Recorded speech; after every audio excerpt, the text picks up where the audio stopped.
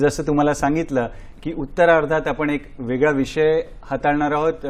जसं म्हणतात skin is a canvas of mind. त्वचेवर जे उमटतं ते मनामध्ये आधी उमटतं किंवा मनाचं त्वचेवर उमटतं.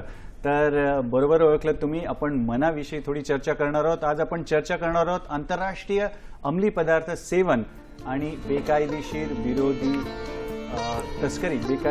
तस्करी विरोधी दिन. आपण याविषयी जनजागृती कार्यक्रम आपण आयोजित केलेला आहे आणि यावर मार्गदर्शन करण्यासाठी आपल्यासोबत आहेत मानसोपचार तज्ज्ञ डॉक्टर अमोल भुसारे सर. नमस्कार सर, स्वागत आहे कार्यक्रमात. नमस्कार मित्रांनो, थोडक्यात तुमच्याशी परिचय करून देतो. डॉक्टर अमोल बाळासाहेब भुसारे, आपण मानसोपचार तज्ज्ञ आहात, सार्वजनिक आरोग्य विभाग महाराष्ट्र राज्य, आणि आपण वर्ग 1 चे मानसोपचार तज्ज्ञ आहात, प्रादेशिक मनोरुग्णालय जे ठाण्याला आहे तिथे. शिक्षणाविषयी सांगायचं झालं तर मॅडम सरांनी MBBS केलेलं आहे शासकीय वैद्यकीय महाविद्यालय नांदेड येथून. पुढे सरांनी MD केलं सायकॅट्रिस्टमध्ये, सायकॅट्री या विषयामध्ये JJ रुग्णालय मुंबई येथून केलं. आणि याच काळात सरांना जे आहे बेस्ट रेसिडेंट अवॉर्ड म्हणजेच उत्कृष्ट निवासी डॉक्टर या पुरस्काराने सरांचा सन्मान सत्कार देखील झालेला आहे. अनुभवाविषयी सांगायचं झालं तर सरांच्या गाठीशी जवळजवळ 18 वर्षाहून अधिकचा शासकीय रुग्णसेवा आणि चिकित्साचा अनुभव आहे. आणि कोविड काळामध्ये सरांनी जी आहे फ्रंटलाईन वर्कर्ससाठी खूप जनजागृती केलेली आहे, मानसिक स्वास्थ्याविषयी आणि कसं घाबरायचं नाही त्याविषयी, आणि महत्त्वाचं योगदान याविषयी दिलं. सोबत सरांचं नशामुक्ती या विषयामध्ये म्हणा, समुपदेशन म्हणा आणि विस्मृती डिमेन्शियावर उपचार करण्यात सरांना विशेष रुची आहे. तर असे बहुगुणी डॉक्टर आज आपल्याला लाभलेले आहेत. तर डॉक्टर भुसारे सर, आपण कार्यक्रमाला सुरुवात करूया. Hello doctor. आणि हा दिवस आपण का साजरा करतो त्याविषयी. सर्वप्रथम धन्यवाद. आपण मला इथं बोलवलं त्याबद्दल मी आपला आभारी आहे. 26 जून हा दिवस जो आहे तो आपण जागतिक अंमली पदार्थ विरोधी दिन म्हणून आपण साजरा करतो. हा आपण आजपासून नाही करत, 1989 पासून आपण करतोय. आणि महत्त्वाची हा साजरा करण्याचा मूळ हेतू काय तर लक्षात घ्या की सध्या जे अंमली पदार्थच नाही तर जे व्यसनाधीनतेचं प्रमाण वाढत चाललेलं आहे त्याबद्दल केवळ फक्त जनजागृती करणं हा हेतू नसून आपला जो समाज आहे त्याच्या फक्त म्हणजे आज आपण पाहिलं तर 100 पैकी 90 लोकांना माहिती कुठलेही व्यसने वाईट असतं, पण तरी लोक व्यसनाधीनतेकडे का वळतात.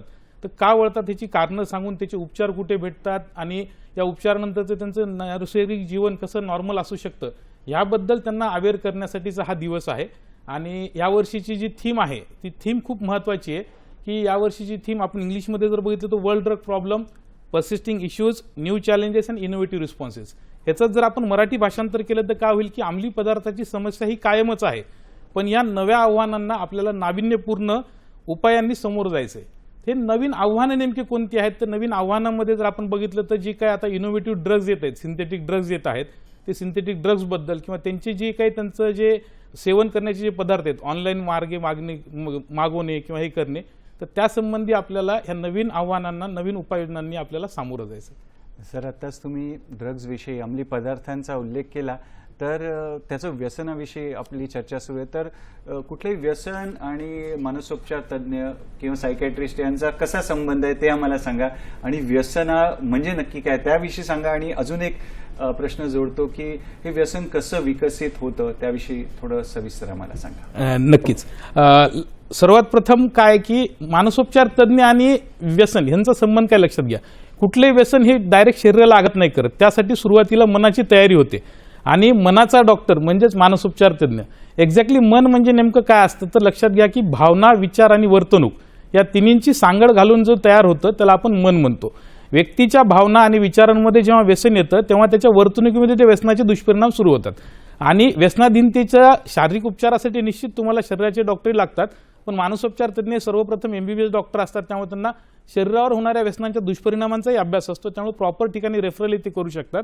त्यामुळे व्यसनाधीनतेच्या ट्रीटमेंटशी आणि मानसोपचाराचा एक असा अतूट संबंध आहे. आणि मानसोपचार तज्ज्ञ हे व्यसनमुक्तीचे डॉक्टर म्हणून आपण त्यांना संबोधू शकतो. दुसरी महत्त्वाची गोष्ट, आता आपण जेव्हापासून म्हणतोय व्यसन म्हणजे नेमकं काय. सर्वात प्रथम लक्षात घ्या की व्यसन म्हणजे हे वाईट गोष्ट आहे. आपण खूप वेळा म्हणतो की चांगल्या गोष्टीचं व्यसन हे चांगल्या गोष्टीचं नसतं, व्यसन हे वाईट गोष्टींचं असतं. तर वाईट गोष्टींचं व्यसन म्हणजे काय, जेव्हा एखादी गोष्ट आहे की सबस्टन्सचं व्यसन वेगळं आणि व्यवहारातले व्यसनांचं वेगळं प्रकार सुरू आहे सध्या. व्यसनांचे अनेक प्रकार आहेत. त्यामध्ये जर आपण बघितलं की सबस्टन्समध्ये आपण पाहतो की जे लिगल सबस्टन्सेस आहेत, दारू, तंबाखू हे आहेत. आणि जे इलिगल सबस्टन्सेस ज्याचा आजचा दिवस आहे ज्याच्यामध्ये चरस, गांजा, मॉर्फिन, अफेन, कोकेन किंवा इनहलंट किंवा MD हे असे वेगवेगळे नवीन ड्रग्ज आहेत ते. पण त्याचबरोबर आता आपल्याला बिहेवियरल ॲडिक्शन्स पण खूप पाहायला भेटतात. जे बिहेवियरल ॲडिक्शन्समध्ये महत्त्वाची गोष्ट जर आपण बघितलं तर डिजिटल ॲडिक्शन, ज्याला आपण मोबाईलचा गैरवापर म्हणतो, पॉर्नोग्राफी म्हणतो.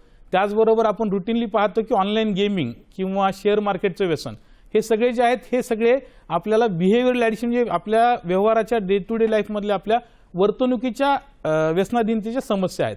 त्याचं नेमकं व्यसन म्हणजे काय, त्याचा वारंवार यूज करणे आणि त्या न केल्याशिवाय आपल्याला कुठलीही गोष्ट व्यवस्थित नॉर्मल न वाटणे आणि त्याच्यावर डिपेंडन्स होणे, त्याला आपण असं व्यसनाधीनता असं म्हणतो. आणि व्यसन कसं विकसित होत जातं त्याविषयी थोडक्यात आम्हाला. व्यसन विकसित होण्याचं सर्वात पहिली महत्त्वाची गोष्ट लक्षात घ्या की इनिशियली हा यूज असतो, हा यूजचा नंतर ॲब्यूज होतो. म्हणजे पहिले वापर होतो, वापराचा गैरवापर होतो, ॲब्यूज होतो. मग हळूहळू त्यावर काय होतं की त्याचा डिपेंडन्स व्हायला तयार होतो. डिपेंडन्स म्हणजे काय, ती गोष्ट केल्याशिवाय आपल्याला करमत नाही. नंतर त्याचा टॉलरन्स डेव्हलप होतो. टॉलरन्स म्हणजे काय की समजा सुरुवातीला मी 2 सिगरेट ओढल्यानंतर मला बरं वाटायचं, पण आता ती डायरेक्ट मला 4 ओढल्यानंतर होतं. ते टॉलरन्स डेव्हलप होतो आणि ह्या टॉलरन्स नंतर मग तो व्यक्ती ॲडिक्शनमध्ये लँडअप होतो. मग ह्यामध्ये जर आपण बघितलं अशा प्रकारे व्यसन विकसित होतं. बरं. आणि मग या व्यसनाला आपल्याला मानसिक आजार म्हणता येईल का? निश्चित. लक्षात घ्या, व्यसन ही कुठलीही एक प्रकारची माणसाच्या, आपण खूप वेळा काय म्हणतो की नैतिकताच नाही आहे त्याच्यामध्ये किंवा त्याच्या व्यवहारामध्येच प्रॉब्लेम आहे, तर नाही. लक्षात घ्या, व्यसन हे जे आहे ते एक प्रकारचा मानसिक आजार आहे. आजार म्हणले की डिसीज आला. डिसीज आला की काय माहिती का, लक्षात घ्या, शरीराचाच कंपोनंट हा तुमचा माइंड आहे. मी सुरुवातीला जसं म्हणलं की आपल्या मेंदूमध्ये जो महत्त्वाचा पार्ट आहे की न्यूक्लियस अकुंबन्स नावाचा, ज्याला आपण रिवॉर्ड सेंटर म्हणतो. म्हणजे एखादी गोष्ट घेतल्यानंतर जे प्लेजर फिलिंग येते ती फिलिंग येऊन आणि डोपामिन रिलीज होऊन हळूहळू या गोष्टी त्यामध्ये निर्माण होतात. तर निश्चित व्यसनाधीनता एक आजार आहे आणि त्यावर उपचार घेणे पण आवश्यक आहे. आणि आज मित्रांनो, मानसोपचार तज्ज्ञ आपल्यासोबत आहेत, तर त्यांच्याकडून काही काही गोष्टी आपल्याला व्यसनाविषयी माहिती आहेत, ज्या माहिती नाही आहेत ते तुम्ही फोन करून देखील आम्हाला विचारू शकता. तर अशीच एक गोष्ट म्हणजे कुटुंबियांनी कसं ओळखायचं की बाबा आता हा मुलगा किंवा मुलगी व्यसनाधीन होत आहे, सुरुवात कशी ओळखावी? सुरुवात जर आपण बघितलं, लक्षात घ्या, कुटुंबियांनी ओळखणे म्हणजे काय, सर्वात महत्त्वाची गोष्ट प्री मॉर्बिड पर्सनॅलिटी म्हणतो आपण. जी आपली पर्सनॅलिटी आहे, जी आपली दैनंदिन वागण्याची पद्धत आहे, त्या वागण्याच्या पद्धतीमध्ये आमूलाग्र बदल होतो. हा बदल म्हणजे कोणत्या स्वरूपात होतो, तर सर्वात पहिली महत्त्वाची गोष्ट, त्यामध्ये विनाकारण चिडचिड होतं, मोठा आवाज सहन होत नाही, चिडचिडेपणा निर्माण होतो, झोप त्याला शांतपणे लागत नाही, कॉन्सन्ट्रेशनची कमी होते आणि जो काही त्याचा वर्किंग परफॉर्मन्स आहे तो परफॉर्मन्सचं पोटेन्शियल देखील कमी होतं. त्याचबरोबर इंटरपर्सनल रिलेशन म्हणजे काय की जे आपले दैनंदिन नातेसंबंध आहेत त्यामध्ये विनाकारण राग येऊन ते नातेसंबंधामध्ये खराबी निर्माण होणं किंवा त्यामध्ये आपले वादविवाद होणं. संवादाच्या ऐवजी जेव्हा वादात रूपांतर व्हायला लागतं त्यावेळेस आपण कुठं ना कुठं तरी आपण अशी शंका मनात निर्माण करू शकतो की आपला मुलगा किंवा आपला कुटुंबातला सदस्य हा व्यसनाधीनतेची तर आहारी नाही गेला ना, हे आपण पाहू शकतो. आणि बरेचदा सर अशी अडचण निर्माण होते की जो व्यसनाधीन व्यक्ती आहे तो उपचार घ्यायला तयार होत नाही किंवा मला काही गरज नाही किंवा व्यवस्थित आहे मी, तर काय करावं मग याच्यासाठी? मी म्हणेल बऱ्याच वेळा नाही, ही रुटीनची समस्या आहे. तुम्ही जर पाहिलं तर कसं आहे की कुठल्याही व्यसनाधीन व्यक्ती जो आहे तो सुरुवातीला नकार मोडमध्ये असतो. नकार मोडमध्ये म्हणजे काय, डिनायल फेज ज्याला म्हणतो आपण. नाही मला काही व्यसन नाही, मला काही गरज नाहीये आणि मला काही हे नाहीये. ज्यावेळेस तुम्ही त्याला पटवून द्यायला लागतं, नाही रे बघ तू 4 वेळा करायला लागलास किंवा हे करायला लागला, त्यावेळेस तो सेकंड स्टेज म्हणजे अँगरमध्ये येतो, म्हणजे रागात यायला लागतो, आपल्याला चिडचिड करायला लागतो. आणि ह्या रागाच्या स्टेजमधून जेव्हा आपण त्याला पटवून द्यायला जातो त्यानंतर तो बार्गेनिंगमध्ये येतो, नाही तसं नाही, मी फक्त जेवण केल्यानंतरच थोडी तंबाखू खातो किंवा सकाळी शौचास जातानाच थोडीशी तंबाखू खातो. हे काय बार्गेनिंग म्हणजे परत तोलमोल करतो. आणि अल्टिमेटली जेव्हा तो शेवटी ॲक्सेप्टन्स मोडमध्ये येतो, म्हणजे की हा बाबा मी व्यसनी आहे आणि मला या व्यसनांपासून दुष्परिणाम होत आहेत आणि मला यापासून आता कुणीतरी मदत करणं आवश्यक आहे, ही जेव्हा त्याच्यामध्ये फिलिंग निर्माण होते, काउन्सिलिंग जी करतो आम्ही किंवा कुटुंबियांनी काउन्सिलिंग करण्याचा मूळ हेतू काय, तर त्याला डिनायल, अँगर, बार्गेनिंग आणि ॲक्सेप्टन्स या 4 स्टेजमधून जेव्हा ॲक्सेप्टन्समध्ये आपण आणतो त्यावेळेस निश्चितच व्यसनमुक्तीचा उपचार हा अत्यंत सोप्या पद्धतीने आणि निश्चित खात्रीपूर्वक 100% व्यसनमुक्ती होऊ शकते त्याची. डॉक्टर भुसारे, या वळणावर आपल्याला एक फोन आलेला आहे, पाहूया प्रश्न काय आहे. सिन्नरहून रुपेश गुजराती यांचा फोन आहे. नमस्कार रुपेश दादा, स्वागत आहे कार्यक्रमात. कृपया आपला प्रश्न विचारा, सलग प्रश्न विचारा. रुपेश दादा, आवाज येतोय रुपेश दादा? हा, मी रुपेश गुजराती बोलतो, नाशिक सिन्नर. नमस्कार. आवाज येतोय? येतो. सलग विचारा, येतोय, स्पष्ट येतोय. हा, आवाज येतोय सर. स्पष्ट येतोय, सलग माझा प्रश्न प्रश्न विचारा. असा आहे की तंबाखू, खैनी आणि याच्यावर गुटखा याच्यावर सुरुवातीला लागलेले व्यसन बंद करण्याकरता काय करावे? बरं. अच्छा. धन्यवाद आपल्या प्रश्नासाठी. काय सांगणार? गुजराती साहेब, सर्वात पहिले तर धन्यवाद, आपण प्रश्न विचारला आणि आपण खूप कॉमन व्यसनाबद्दल विचारला. गुजराती साहेबांनी प्रश्न जो विचारलाय तंबाखूबद्दल विचारलाय, तर आपण निश्चितच आता 31 मेलाच आपण जागतिक तंबाखू विरोधी दिन साजरा केलेला आहे. तंबाखूचे व्यसन काय सहज उपलब्ध आहे, अत्यंत स्वस्त आहे आणि त्याची उपलब्धता आणि सोशली ऍक्सेप्टेबल पण आहे. आज जर आपण एखाद्याच्या घरी, कुणाच्या घरी जर गेलं तर पान सुपारीच्या डब्यामध्ये देखील तंबाखू आणि चुना ठेवलेला आपल्याला भेटतो. इव्हन जर आपण बघितलं तर तंबाखूच्या व्यसनांमध्ये टीव्हीवरही जोक केले जातात. चला हवा येऊ द्यासारख्या शोमध्ये देखील तंबाखूवर आपल्याला जोक केल्यासारखे आपल्याला पाहायला भेटतात. तर हा सर्वात प्रथम काय की तंबाखूचे व्यसन जे आहे ते आपल्याला थोडंसं ऍक्सेप्टन्स जे आहे त्याचा कमी करावा लागेल. दुसरी गोष्ट, जर एखाद्याला जर आपल्याला तंबाखूच्या व्यसनापासून दूर जायचं तर मी 3Dचा फॉर्म्युला सांगेल. सर्वात पहिले महत्त्वाचं की आपल्याला डिसिजन घेतलं पाहिजे की डिसिजन म्हणजे मला तंबाखू मुक्त व्हायचे, हे डिसिजन रिमाइंडर द्यायचे. सेकंड, जेव्हा तलप निर्माण होते किंवा क्रेविंग होते तंबाखूची, त्यावेळेस आपल्याला 20 मिनिटाचा डिले करायचा आहे आणि हा 20 मिनिटाचा डिलेमध्ये काय करायचं तर आपल्याला डिस्ट्रॅक्ट व्हायचं, स्वतःला डिस्ट्रॅक्ट करायचं. म्हणजे काय, तंबाखू समोर ठेवून आता मी 20 मिनिटांनी खाणार आहे असं न मनात ठेवतात. त्यावेळेस आपण 20 मिनिट जर गोष्टीकडे कुठे डिस्ट्रॅक्ट झालो तर निश्चित आपल्याला जी क्रेविंग आहे तंबाखूची ती कमी होईल. त्याचबरोबर आपण जर एखाद्या सायकॅट्रिस्टकडे गेलात तर निकोटीन रिप्लेसमेंट थेरपी आहे आणि निश्चित काही अनेक उपचार आहेत जे तंबाखू विरोधी किंवा तंबाखूच्या व्यसनांपासून मुक्तता मिळवतात, तर त्यामध्ये आपल्याला फायदा होऊ शकतो. फारच छान. मित्रांनो, असेच तुम्ही फोन करून प्रश्न विचारा, जेणेकरून आपल्याला तज्ज्ञांकडून छान माहिती मिळवता येईल. डॉक्टर साहेब, तुम्ही मोबाईलच्या व्यसनाविषयी सुरुवातीला तो विषय छेडलेला, त्याविषयीच की मोबाईल म्हणा किंवा गेमिंग म्हणा किंवा मटका म्हणा किंवा पत्ते म्हणा, याचं व्यसन असतं, तर यावर काही इलाज करता येतो का? निश्चित लक्षात घ्या की मोबाईलचं व्यसन जर आपण पाहिलं तर सगळ्यात पहिले काय, ह्याची डिमांड आणि सप्लाय जो आपण महत्वाची गोष्ट तो आपण पाहायला पाहिजे. डिमांड म्हणजे काय, मोबाईलचे व्यसन म्हणजे कुठलंही जर असे गेमिंग असू द्या, मटका असू द्या किंवा इव्हन जे आपण बघितलं शेअर मार्केटचं व्यसन आहे. मोबाईल हे डिव्हाइस फॉर कम्युनिकेशन होतं, पण आज जर आपण बघितलं तर ते डिव्हाइस इन्फॉर्मेशन, एंटरटेनमेंट, नॉलेज, तुमचं फायनान्स या सगळ्या गोष्टींचं डिव्हाइस म्हणून आपण मोबाईलचा वापर करतोय. तर त्यासाठी सर्वात पहिले आपण मोबाईलचा वापर हा कमीत कमी केला पाहिजे. आज जर आपण असं बघू तर निश्चित काही जण आज आपला प्रोग्राम मी मोबाईलवरच पाहत आहेत. सर, आम्ही मोबाईलचा वापर कमी केला, तुमचा प्रोग्राम कसं पाहणार? लक्षात घ्या, मोबाईलचा वापर कमी करायला सांगतो आपण, बंद करायला नाही सांगत. डिजिटल डायटिंग नावाचा एक कन्सेप्ट आपण राबवला पाहिजे. हा डिजिटल डायटिंगचा कन्सेप्ट राबवताना आपण सर्वात पहिले, आज मी सगळ्या प्रेक्षकांना आव्हान करतो की आपल्याकडे जो अँड्रॉइडचा मोबाईल आहे तो आपण आपल्या हातामध्ये घ्या.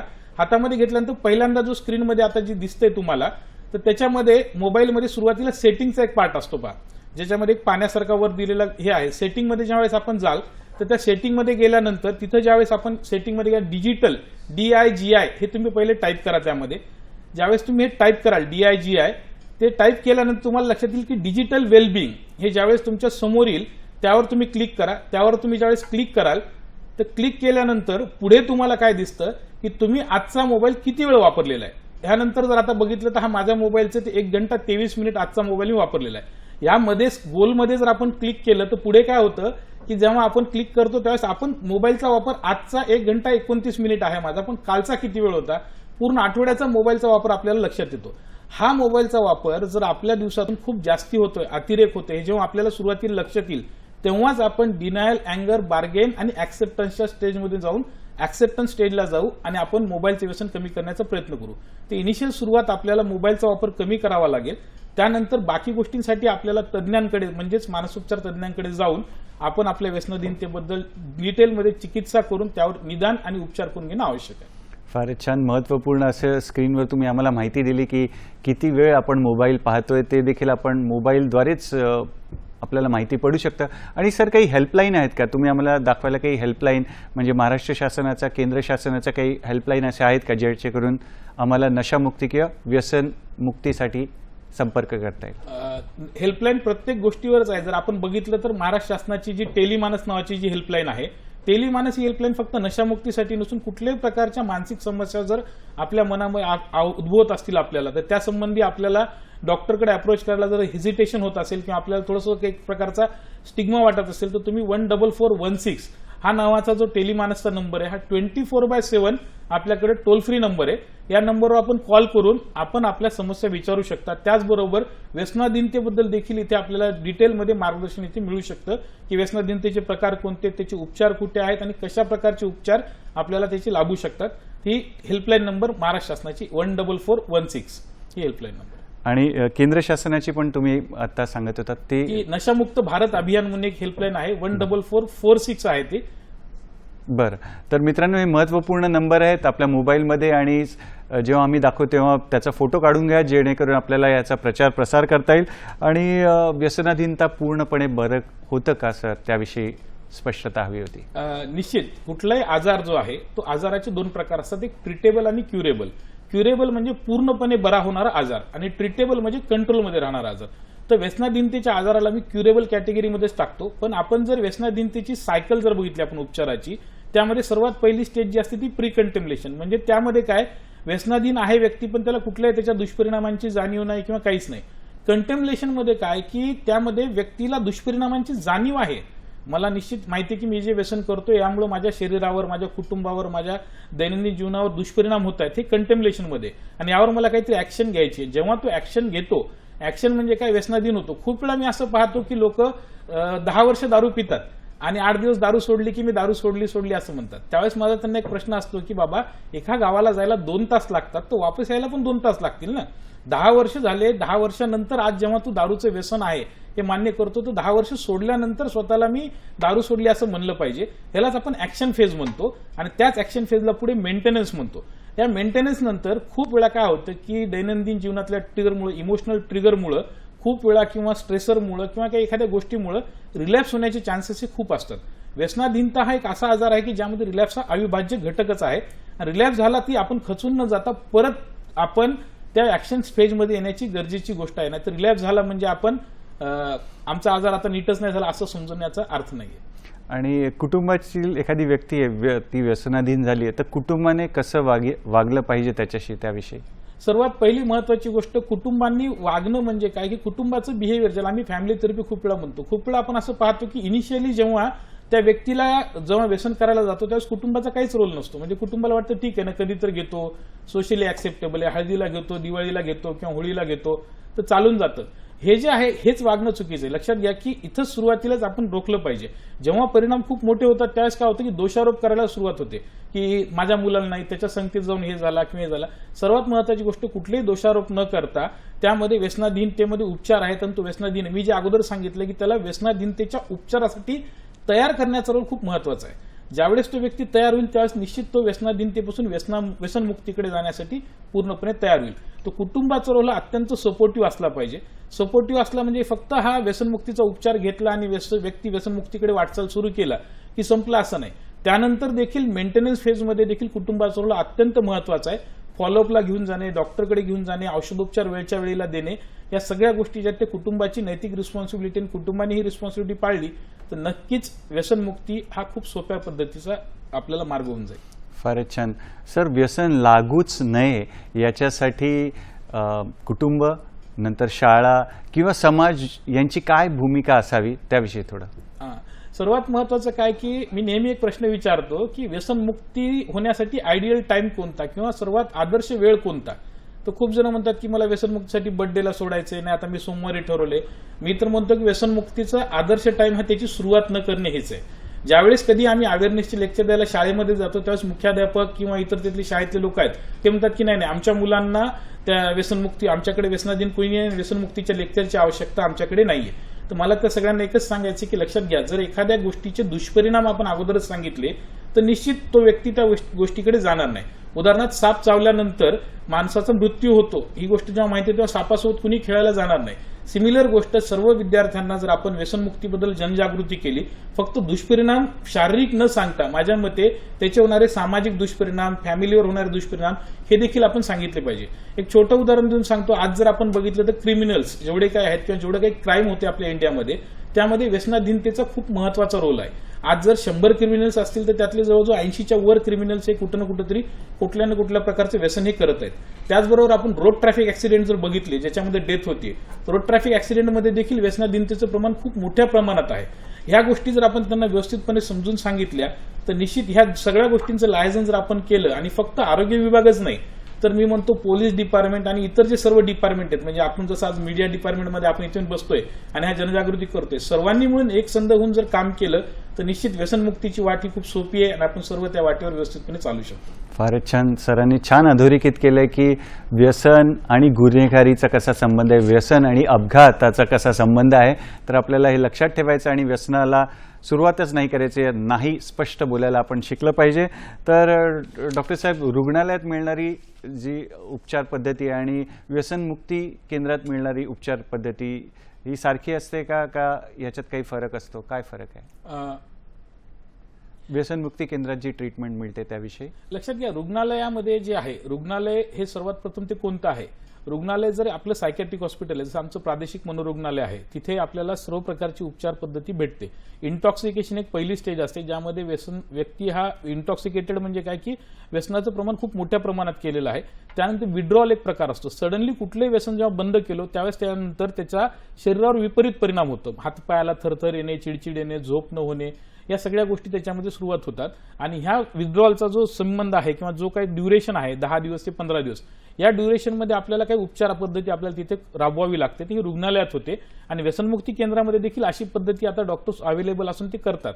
पण त्यानंतर त्याला जे दैनंदिन त्याच्या म्हणतो ना की त्याच्या आयुष्याला आपल्याला एक कळतं पण वळत नाही, पण त्याच्या आयुष्याला वळण लावण्यासाठी त्याच्या एक दिनचर्या मेंटेन करून देण्यासाठी सकाळी कशा गोष्टी त्याला करायच्यात, मोटिवेशन ज्याला आपण एक्सटर्नल मोटिवेशन देऊन त्या म्हणजे डिसिजन घेतल्यानंतर त्यावर इम्प्लिमेंटेशन करण्याचं काम जे आहे ते व्यसनमुक्ती केंद्रामध्ये योग्य प्रकारे होतं. फारच छान. आणि डॉक्टर साहेब, सरकारी काही योजना आहेत का व्यसनमुक्तीसाठी? त्याविषयी देखील आम्हाला सविस्तर सांगा. सध्या तरी सरकारी योजना म्हणजे आपण एक लक्षात घ्या की व्यसनाधीनता किंवा व्यसनमुक्तीसाठी सर्व जे जिल्हा रुग्णालय आहेत आपले, त्यामध्ये डिस्ट्रिक्ट मेंटल हेल्थ प्रोग्राम ज्याला आपण म्हणतो की जिल्हा मानसिक आरोग्य कार्यक्रम, यामध्ये माझ्यासारखे सायकॅट्रिस्ट तिथे उपलब्ध आहेत जे की तुम्हाला व्यसनमुक्तीवर उपचार करतात. हा उपचार पूर्णपणे फ्री ऑफ कॉस्ट भेटतो. त्याचबरोबर 10 बेड हे प्रत्येक हॉस्पिटलला रिझर्व्ह आहेत सिव्हिल हॉस्पिटलमध्ये. त्या 10 बेडमध्ये देखील आपण व्यसनमुक्तीसाठी किंवा पेशंट रुग्ण ऍडमिट करतो. पण तिथे आपल्याला रुग्ण ऍडमिट करण्यासाठी काही लिमिटेशन्स आहेत. 10 दिवसापर्यंत आपण तिथे ऍडमिट करू शकतो. त्याचबरोबर रिजनल हॉस्पिटल्स आहेत आपल्याकडे, की जे 4 रिजनल हॉस्पिटल आहेत, ठाणे, पुणे, नागपूर आणि रत्नागिरी. त्या ठिकाणी देखील व्यसनमुक्तीचा उपचार योग्य प्रकारे होतो. त्याचबरोबर मेडिकल कॉलेजेस जे प्रत्येक जिल्ह्यामध्ये झालेले आहेत, त्या मेडिकल कॉलेजेसमध्ये देखील व्यवस्थित फुल फ्लेज सायकॅट्री डिपार्टमेंट आहे. तिथे देखील आपल्याला व्यसनमुक्तीचा उपचार योग्य प्रकारे भेटतो. डॉक्टर साहेब, या वळणावर आपल्याला सांगलीहून फोन आहे. उमाताईंचा फोन आहे. नमस्कार उमाताई, स्वागत आहे कार्यक्रमात. कृपया आपला प्रश्न विचारा. विषय खूप चांगला आहे. चरस, गांजा, तंबाखू सारखे व्यसनी पदार्थ तुम्ही बॅन केला तर प्रश्नच मिटतो. आहारी जायचं, पुन्हा प्रिव्हेंट करायचं. Prevention is better than cure. Government डोक्यावर घ्यायला नको काय. तुम्ही पदार्थ तयार समोर ठेवता आणि खाऊ नका, पिऊ नका म्हणता, ते चुकीचं आहे असं मला वाटतं. ओके, धन्यवाद आपल्या प्रश्नासाठी. तर बेकायदेशीर तस्करी जी होते त्याविषयी आणि चरस, गांजा किंवा असे अंमली पदार्थ आहे याच्यावर बंदी विषयी असा त्यांचा प्रश्न आहे. तर काय सांगणार डॉक्टर साहेब? लक्षात घ्या, 1985लाच आपण कायदा केलेला आहे, narcotics, drugs and psychotropic substances act. मी तेच म्हणलं की मी आज आरोग्य डिपार्टमेंटकडून आलेलो आहे. आरोग्य डिपार्टमेंटकडून आल्यामुळं माझी लिमिटेशन्स आहेत की ट्रीटमेंटबद्दल सांगणे. पण आपण जर बघितलं एनसीबी, नार्कोटिक्स कंट्रोल ब्युरो किंवा जे आहे आपलं पोलीस डिपार्टमेंटचं जे डिपार्टमेंट आहे, त्याचं मूळ उद्देश काय आहे की त्यांचा जो सप्लाय होतोय आणि त्याची डिमांड कमी करणं. जे ट्रॅफिकिंग ऍक्ट आहे आपला, की जे ड्रग तस्करी करणाऱ्या लोकांना अटक करून, म्हणजे ड्रग्सचं प्रमाण किंवा एखाद्या ठराविक प्रमाणापेक्षा जास्ती प्रमाणात जर आपण एखादं इलिगल सबस्टन्स आपण सोबत कॅरी केलं तर त्यामध्ये त्याला जेल होते. जसं की आपण रुटीनली केसेसमध्ये आपण टीव्हीवरही बघतो की वेगवेगळ्या वेळेस एनडीपीएस ऍक्ट खाली याला अटक झालेली आहे. ते सरकार त्या दृष्टीने देखील व्यवस्थितपणे पावलं उचलत आहे. फार छान, धन्यवाद आपल्या प्रश्नासाठी. मित्रांनो, असेच प्रश्न करून आपल्याला जास्तीत जास्त आपले जे विशेषज्ञ येतात त्यांच्याकडून माहिती घेता येते विषयाशी निगडीत. तर डॉक्टर साहेब, आम्हाला व्यसनाधीन किंवा व्यसनाविषयीचे समज, गैरसमज काय आहेत समाजात त्याविषयी थोडं सांगा. सर्वात महत्वाचा, व्यसनाधीनता ही चालून जाते हा जो समज आहे, लक्षात घ्या, एखादी गोष्ट वाईट आहे ती वाईटच आहे. वाईट गोष्टीचं समर्थन आपल्याला कधीही करता येणार नाही. आपण वाईट गोष्टीची, एखादी गोष्ट थोडी वाईट आहे, कमी वाईट आहे किंवा ही जास्ती वाईट आहे असं नाही. व्यसनाधीनता, कुठलंही व्यसनाधीनतेचं सबस्टन्स हे वाईट आहे, ह्या पहिले आपल्या मनातला जो गैरसमज आहे की थोडी वाईट आणि कमी वाईट, तो आपण दूर केला पाहिजे. म्हणजे लिगल सबस्टन्सेसचं व्यसन ठीक आहे आणि इलिगल सबस्टन्सेसचं म्हणजे चुकीचं आहे असं म्हणण्यापेक्षा ते सरळ वाईटच आहे, हा सर्वात महत्वाचा गैरसमज आपण दूर केला पाहिजे. दुसरी महत्वाचा गैरसमज काय आहे की एकदा व्यसनाधीनता झालेल्या व्यक्ती कशानेच नीट होणार नाही आणि त्याचं ते नैतिक पतन आहे. तर लक्षात घ्या, व्यसनाधीनता एक आजार आहे आणि तो निश्चितपणे पूर्णपणे बरा होतो. आणि डॉक्टर साहेब, आपल्याकडे वेळ कमी आहे, तर जाता जाता आमच्या मित्रांना तुम्ही काय संदेश देणार? जाता जाता मी सर्वांना एकच सांगेल की लक्षात घ्या, बाबासाहेब आंबेडकर जे म्हणले होते की कल्टिवेशन ऑफ माइंड हे माणसाच्या आयुष्याचं अंतिम ध्येय असलं पाहिजे. तर एखाद्या व्यक्तीची जोपासना किंवा विकास करण्याचं जे म्हणतो माइंडचं कल्टिवेशन करणं म्हणजे काय, तर फक्त सुशिक्षित होणं नाही, त्याच्यामध्ये विवेक, तर्कशक्ती, आत्मसंयम, योग्य निर्णय क्षमता, तुमचं चारित्र्य आणि सतत शिकण्याची वृत्ती तुमच्यामध्ये विकसित झाली पाहिजे. त्यावेळेस नक्कीच एक सुशिक्षित आणि सुसंस्कृत मन जेव्हा आपलं होईल त्यावेळेस निश्चितच ते व्यसनमुक्तीचं मन असेल, ना की व्यसनाधीनतेचं मन असेल. धन्यवाद. फारच छान डॉक्टर साहेब, तुम्ही आपल्या व्यस्त वेळापत्रकातून वेळात वेळ काढून इथे आलात आणि आम्हाला महत्त्वपूर्ण अशी माहिती दिली. त्यासाठी दूरदर्शनच्या सह्याद्री वाहिनीतर्फे, आमचा जो हॅलो डॉक्टरचा संघ आहे त्याच्यातर्फे आणि प्रेक्षक मित्रांतर्फे तुमचे खूप खूप आभार आणि पुढील वाटचालीसाठी शुभेच्छा.